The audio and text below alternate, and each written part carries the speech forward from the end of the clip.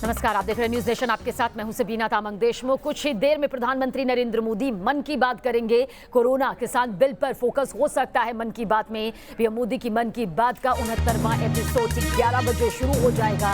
69वां ये एपिसोड है। प्रधानमंत्री नरेंद्र मोदी देश की जनता से जब भी मन की बात करते हैं तो कुछ अहम मुद्दों, कुछ अहम विषय के साथ वो जरूर आते हैं। और इस बार उम्मीद लगाई जा रही है कि वो कोरोना को लेकर, किसान बिल को लेकर अपनी बात देश की जनता के सामने रख सकते हैं। 69वां एपिसोड, सीधा रुख करते हैं मन की बात की तरफ।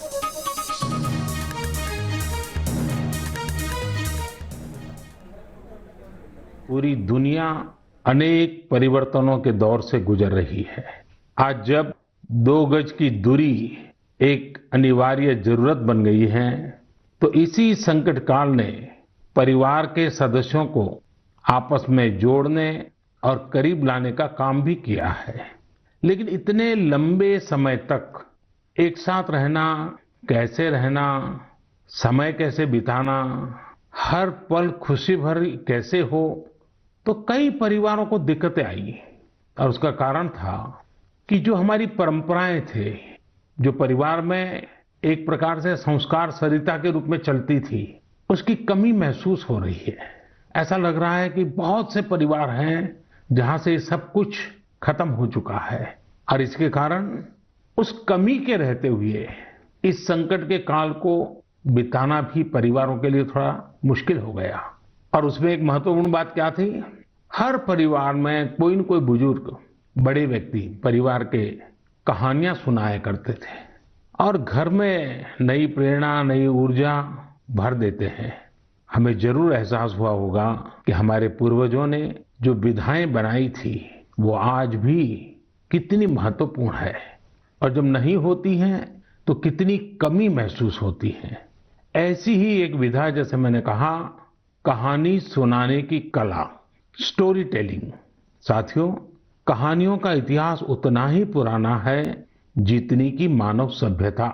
Where there is a soul there is a story. कहानियां लोगों के रचनात्मक और संवेदनशील पक्ष को सामने लाती हैं, उसे प्रकट करती हैं। कहानी की ताकत को महसूस करना हो तो जब कोई माँ अपने छोटे बच्चों को सुलाने के लिए या फिर उसे खाना खिलाने के लिए कहानी सुना रही होती है, तब देखें। मैं अपने जीवन में बहुत लंबे अरसे तक एक परिव्राजक के रूप में रहा। घुमंत ही मेरी जिंदगी थी। हर दिन नया गांव, नए लोग, नए परिवार। लेकिन जब मैं परिवारों में जाता था तो मैं बच्चों से जरूर बात करता था और कभी कभी बच्चों को कहता था कि चलो भाई मुझे कोई कहानी सुनाओ।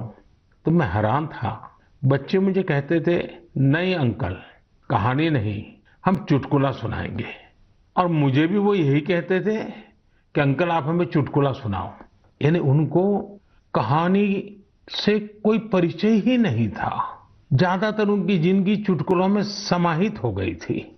साथियों, भारत में कहानी कहने की या कहें किस्सा गोई की एक समृद्ध परंपरा रही है।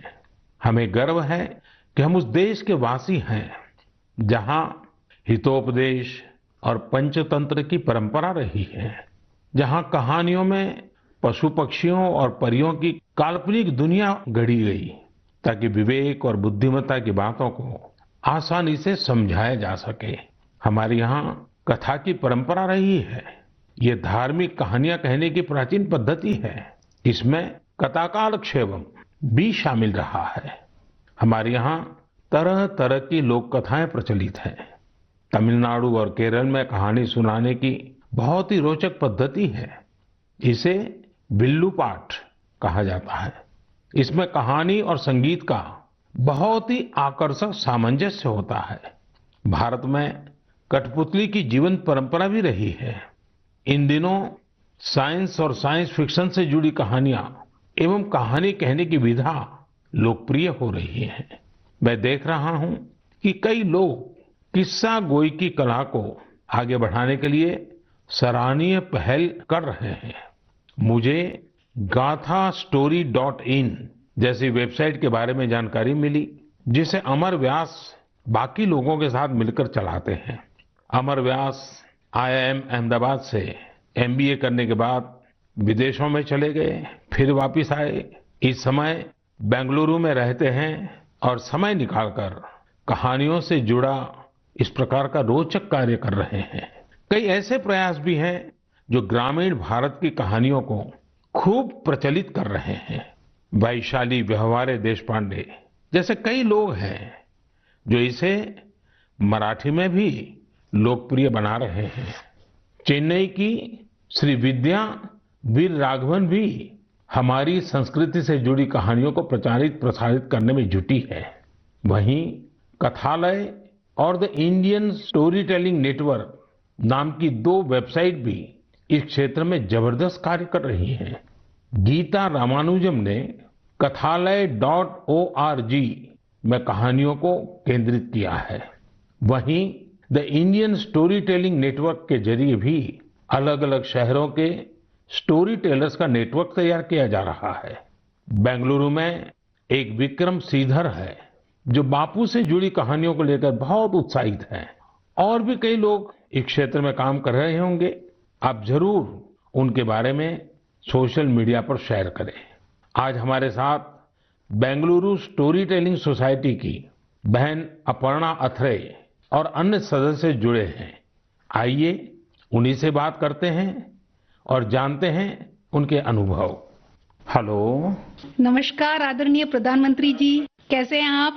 मैं ठीक हूँ, आप कैसे हैं अपर्णा जी? बिल्कुल बढ़िया सर जी।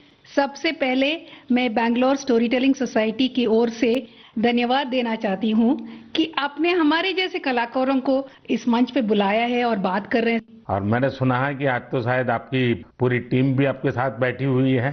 जी जी बिल्कुल बिल्कुल सर। तो अच्छा होगा कि आपकी टीम का परिचय करवा दें ताकि मन की बात के जो श्रोता है उनको परिचय हो जाए कि आप लोग कैसा बड़ा अभियान चला रहे हैं। सर, मैं अपर्णा अत्रेया हूँ। मैं 2 बच्चों की माँ हूँ, एक भारतीय वायुसेना के अफसर की बीवी हूँ और एक पैशनेट स्टोरी टेलर हूँ सर। स्टोरी टेलिंग की शुरुआत 15 साल पहले हुई थी जब मैं सॉफ्टवेयर इंडस्ट्री में काम कर रही थी। तब मैं CSR प्रोजेक्ट्स में वॉलंटरी काम करने के लिए जब गई थी तब हजारों बच्चों को कहानियों के माध्यम से शिक्षा देने के मौका मिला। और ये कहानी जो मैं बता रही थी वो अपनी दादी माँ से सुनी थी। लेकिन जब कहानी सुनने वक्त मैं जो खुशी उन बच्चों में देखा, मैं क्या बोलूं आपको, कितनी मुस्कुराहट थी, कितनी खुशी थी। तो उसी समय मैंने तय किया कि स्टोरी टेलिंग मेरे जीवन का एक लक्ष्य होगा सर।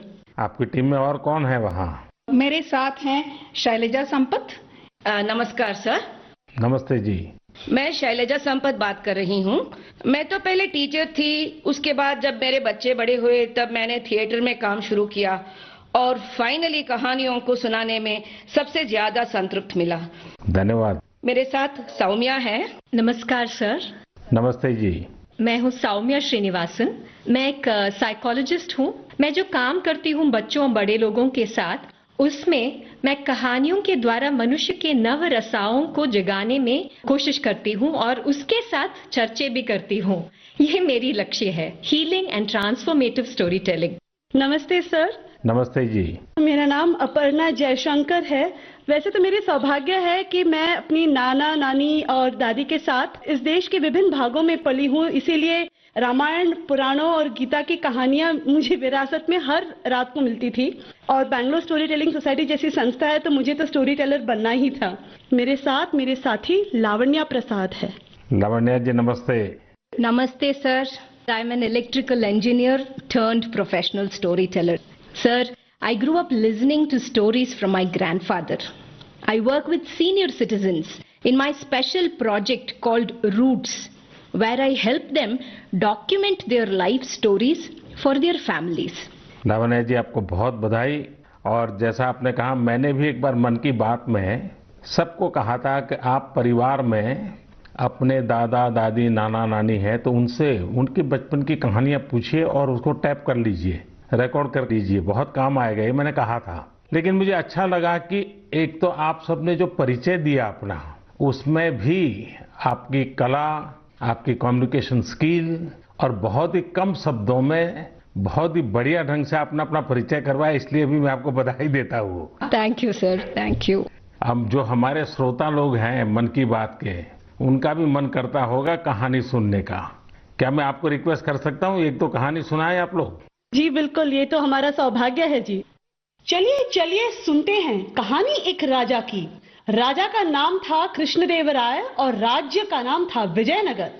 अब राजा हमारे थे तो बड़े गुणवान, अगर उनमें कोई खोट बतानी ही था तो वो था उनका अधिक प्रेम अपने मंत्री तेनालीरामा की ओर और दूसरा भोजन की ओर। राजा जी हर दिन दोपहर के भोजन के लिए बड़े आस से बैठते थे कि आज कुछ अच्छा बना होगा, और हर दिन उनके बावर्ची उन्हें वही बेजान सब्जियां खिलाते थे। तुरई, लौकी, कद्दू, टिंडा। उफ। ऐसे ही एक दिन राजा ने खाते खाते गुस्से में थाली फेंक दिया और अपने बावर्ची को आदेश दिया, या तो कल कोई दूसरा स्वादिष्ट सब्जी बनाना या फिर कल मैं तुम्हें सूली पे चढ़ा दूंगा। बावर्ची बेचारा डर गया। अब नई सब्जी के लिए वो कहाँ जाए? बावर्ची भागा भागा चला सीधे तेनालीरामा के पास और उसे पूरी कहानी सुनाई। सुनकर तेनालीरामा ने बावर्ची को उपाय दिया। अगले दिन राजा दोपहर के भोजन के लिए आए और बावर्ची को आवाज दिए, आज कुछ नया स्वादिष्ट बना है या मैं सूली तैयार कर दूं? डरे हुए बावर्ची ने झटपट से थाली सजाया और राजा के लिए गर्मा गर्म खाना परोसा। थाली में नई सब्जी थी। राजा उत्साहित हुए और थोड़ी सी सब्जी चखे। वाह क्या सब्जी थी! ना तुरई की तरह फीकी थी, ना कद्दू की तरह मीठी थी। बावर्ची ने जो भी मसाला भून के कूट के डाला था सब अच्छी तरह से चढ़ी थी। उंगलियां चाटते हुए संतुष्ट राजा ने बावर्ची को बुलाया और पूछा कि ये कौन सी सब्जी है, इसका नाम क्या है? जैसे सिखाया गया था वैसे ही बावर्ची ने उत्तर दिया, महाराज ये मुकुटधारी बैंगन है। प्रभु ठीक आप ही की तरह यह भी सब्जियों का राजा है और इसीलिए बाकी सब्जियों ने बैंगन को मुकुट पहनाया। राजा खुश हुए और घोषित किए, आज से हम यही मुकुटधारी बैंगन खाएंगे और सिर्फ हम ही नहीं, हमारे राज्य में भी सिर्फ बैंगन ही बनेगा और कोई सब्जी नहीं बनेगी। राजा और प्रजा दोनों खुश थे। यानी पहले पहले तो सब खुश थे कि उन्हें नई सब्जी मिली है, लेकिन जैसे ही दिन बढ़ते गए सुर थोड़ा कम होता गया। एक घर में बैंगन भरता तो दूसरे के घर में बैंगन भाजा, एक के यहाँ कत्ते का सांबार तो दूसरे के यहाँ वांगी बात। एक ही बैंगन बेचारा कितना रूप धारण करे। धीरे धीरे राजा भी तंग आ गए, हर दिन वही बैंगन। और एक दिन ऐसे आया कि राजा ने बावर्ची को बुलाया और खूब डांटा, तुमसे किसने कहा कि बैंगन के सर में मुकुट है? इस राज्य में अब से कोई बैंगन नहीं खाएगा। कल से बाकी कोई भी सब्जी बनाना, लेकिन बैंगन मत बनाना। जैसे आपकी आज्ञा महाराज कह के बावर्ची सीधा गया तेनालीरामा के पास। तेनालीरामा ने के पांव पड़ते हुए कहा कि मंत्री जी धन्यवाद, आपने हमारी प्राण बचा ली। आपके सुझाव के वजह से हम कोई भी सब्जी राजा जी को खिला सकते हैं। तेनालीरामा हंसते हुए कहा, वो मंत्री ही क्या जो राजा को खुश न रख सके। और इसी तरह राजा कृष्णदेवराय और मंत्री तेनालीरामा की कहानियां बनती रही और लोग सुनते रहे। नजर बनी हुई है, फौरन हाजिर होते हैं।